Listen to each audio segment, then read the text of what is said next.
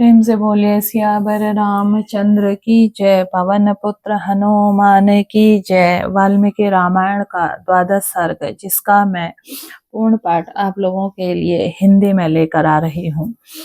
तो आज का 12वां सर्ग। तदंतर बहुत समय बीत जाने के पश्चात कोई परम मनोहर दोष रहित समय प्राप्त हुआ। उस समय बसंत ऋतु का आरंभ हुआ था। राजा दशरथ ने उसी शुभ समय में यज्ञ आरंभ करने का विचार किया।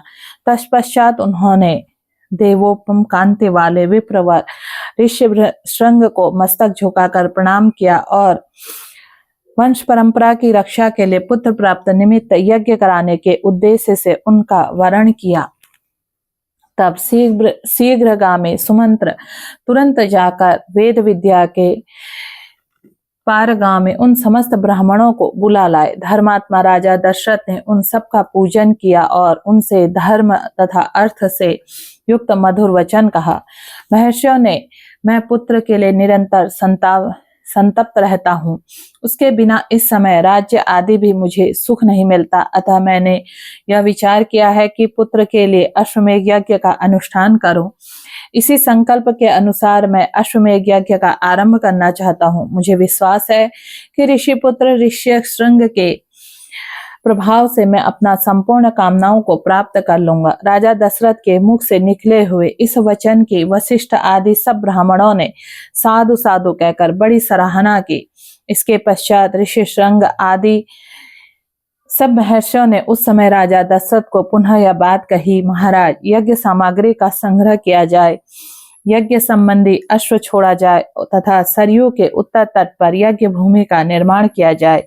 तुम यज्ञ द्वारा सर्वथा 4 अमित पराक्रमी पुत्र प्राप्त करोगे, क्योंकि पुत्र के लिए तुम्हारे मन में ऐसे धार्मिक विचार का उदय हुआ है। ब्राह्मणों की यह बात सुनकर राजा बड़ी प्रसन्नता हुई। उन्होंने बड़े हर्ष के साथ अपने मंत्रियों को यह शुभ अक्षरों वाली बात कही। गुरुजनों की आज्ञा के अनुसार तुम लोग शीघ्र ही मेरे लिए यज्ञ सामग्री जुटा लो। शक्तिशाली वीरों के संरक्षण में यज्ञ अश्व घोड़ा छोड़ा जाए, उसके साथ प्रधान ऋत्विज भी रहें। सरयू के उत्तरी तट पर यज्ञ भूमि का निर्माण हो। शास्त्रोक्त विधि के अनुसार शांति कर्म, पुण्यवाचन आदि का विस्तार पूर्वक अनुष्ठान किया जाए, जिसमें विघ्नों का निवारण हो। यदि इस श्रेष्ठ यज्ञ में कष्टप्रद अपराध बन जाने का भय न हो तो सभी राजा इसका संपादन कर सकते हैं, परंतु ऐसा होना कठिन है, क्योंकि ये विद्वान ब्रह्म राक्षस यज्ञ में विघ्न डालने के लिए छिद्र ढूंढा करते हैं। विधिहीन यज्ञ का अनुष्ठान करने वाला यजमान तत्काल नष्ट हो जाता है। अतः मेरा यह यज्ञ जिस तरह विधि पूर्वक संपूर्ण हो सके वैसा उपाय किया जाए। तुम सब लोग ऐसे साधन प्रस्तुत करने में समर्थ हो। तब बहुत अच्छा कहकर सभी मंत्रियों ने राजेश्वर दशरथ के उस कथन का आदर किया और उसी आज्ञा के अनुसार सारी व्यवस्था की। तत्पश्चात उन ब्राह्मणों ने भी धर्मज्ञ नृपश्रेष्ठ दशरथ से प्रशंसा की और उनकी आज्ञा पाकर सब जैसे आए थे वैसे ही फिर चले गए। उन ब्राह्मणों के चले जाने पर मंत्रियों ने भी विदा ली करके वे महाबुद्धिमान नरेश अपने महल में चले गए। इस प्रकार वाल्मीकि निमित्त आश रामायण आदि काव्य बालकांड का 12वां सर्ग पूर्ण हुआ। प्रेम से बोलिए सियावर रामचंद्र की जय। पवन पुत्र हनुमान की जय। 13वां सर्ग।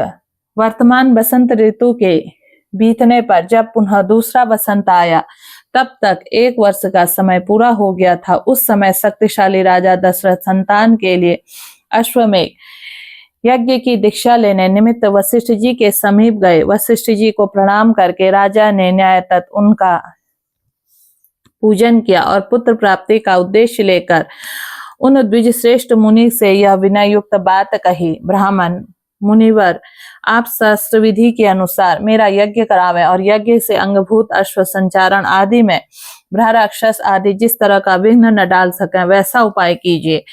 आपका मुझ पर विशेष स्नेह है। आप मेरे सुहृदय अकारण हितैषी गुरु की और परम महान है। यह जो यज्ञ भार उपस्थित हुआ है इसको आप ही वहन कर सकते हैं। तब बहुत अच्छा कहकर विप्रवर वशिष्ठ मुनि राजा के इस प्रकार बोले, नरेश्वर, तुमने जिसके लिए प्रार्थना की है वह सब मैं करूंगा।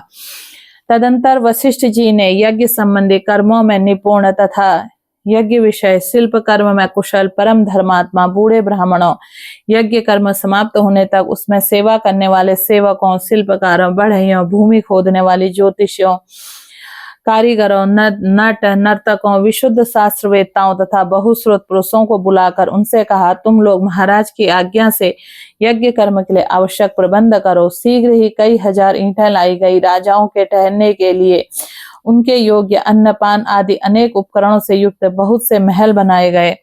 ब्राह्मणों के रहने के लिए भी सैकड़ों सुंदर घर बनाए जाने चाहिए। वे भी ग्रह बहुत ही भोजनी, अन्नपान आदि उपकरणों से युक्त तथा आंधी पानी आदि के निवारण में समर्थ हों। इस तरह पूर्ववासियों के लिए भी विस्तृत मकान बनने चाहिए। दूर से आए हुए भूपालों के लिए पृथक पृथक महल बनाए जाएं।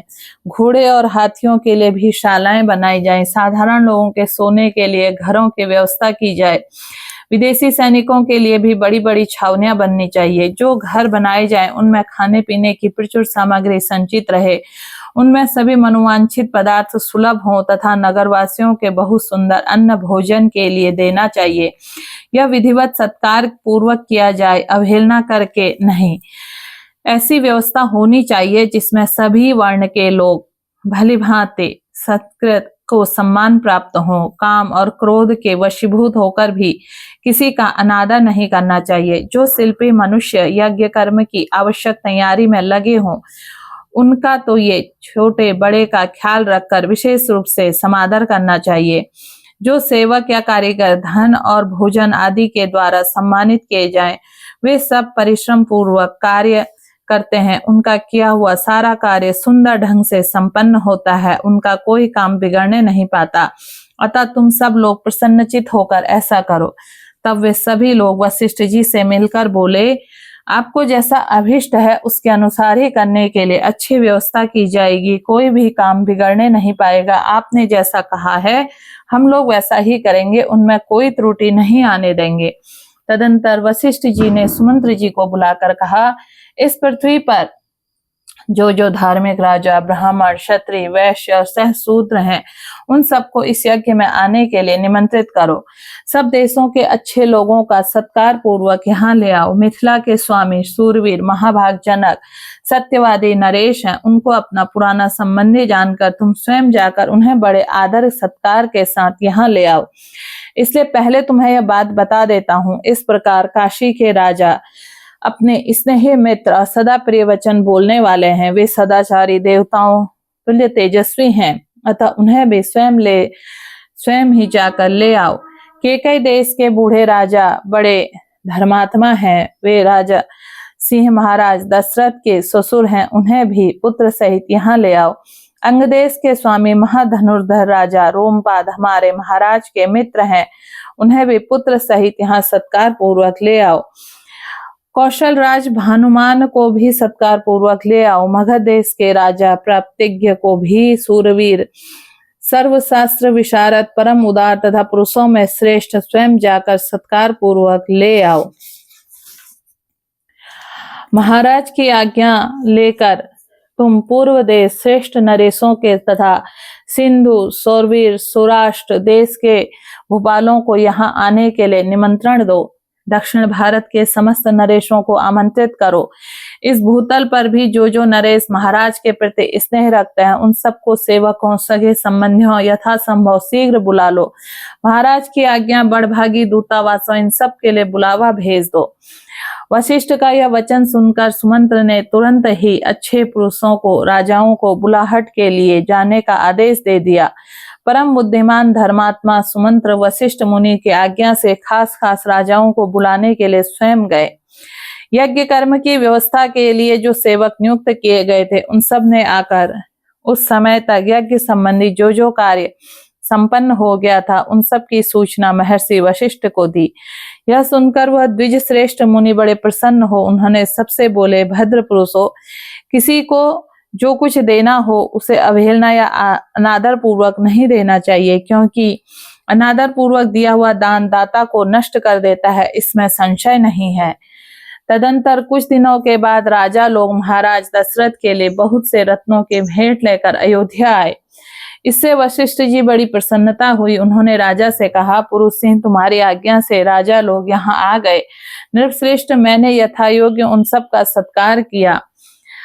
हमारे कार्यकर्ताओं ने पूर्णतः सावधान रहकर यज्ञ के लिए सारी तैयारियां की है। अब तुम ही यज्ञ करने वाले यज्ञ मंडप के समीप चलो।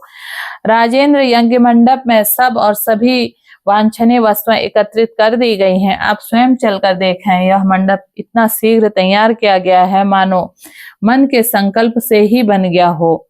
मुनिवर वशिष्ठ और तथा ऋषि श्रृंग दोनों ही आदेश से शुभ नक्षत्र वाले दिन में राजा दशरथ के यज्ञ के लिए राजभवन निकले।